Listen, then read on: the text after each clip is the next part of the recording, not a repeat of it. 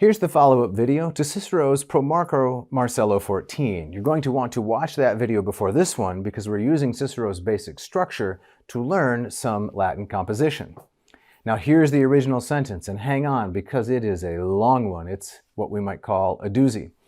Soleo saepe ante oculos ponere, idque lebenter crebridris usurpardere sermonibus, omnes nostrorum imperatorum, omnes exterrarum gentium, potentissimordrumque populordrum, omnes clardrissimordrum regum res gestas, cum tuis nec contentionum magnitudine, nec numero proeliordrum, nec varietate regionum, nec celeritate conficiendi, nec dissimilitudine bellordrum posse conferi.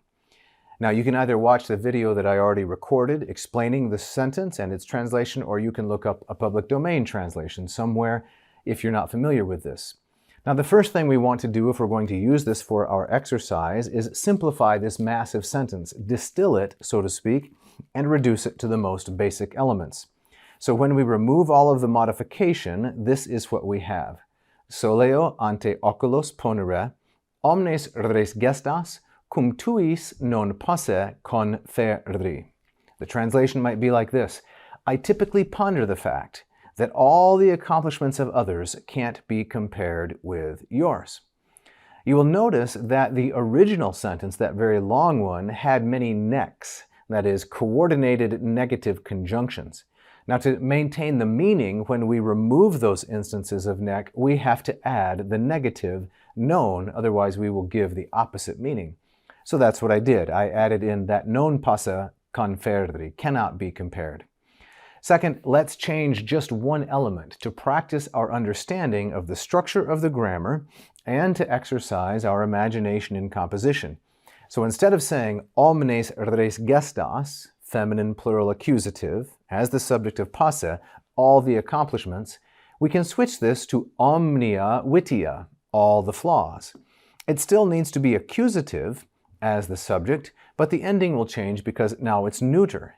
The gender of the second declension noun vitium in the singular is neuter. So that's why we have, as the neuter plural accusative, omnia vitia. So now the reconfigured sentence goes like this: Soleo ante oculos ponere omnia vitia cum tuis non posse conferi. And we might translate it this way: I tend to scrutinize the fact that all the flaws of others cannot be compared with yours. So now we have an opposite meaning, right? Before we were talking about res gestas, the accomplishments. Now we're talking about omnia vitia, the vices. Third and last, let's introduce a more fundamental change. Let's say that all your flaws cannot be compared with your virtues. Now we do this by adding a single word, virtutibus, to the adjective tuis.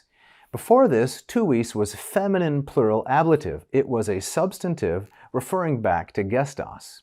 But by introducing a single word and changing nothing else, we can radically alter the sentence's meaning.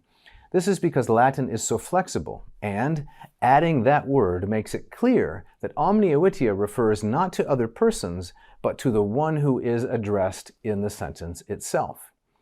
So now what do we have? We have soleo ante oculos ponere omnia vitia cum tuis virtutibus non posse conferi. And how would we translate this? We could say something like this. We could say, now I set before my eyes the fact that all of your vices cannot be compared with your virtues.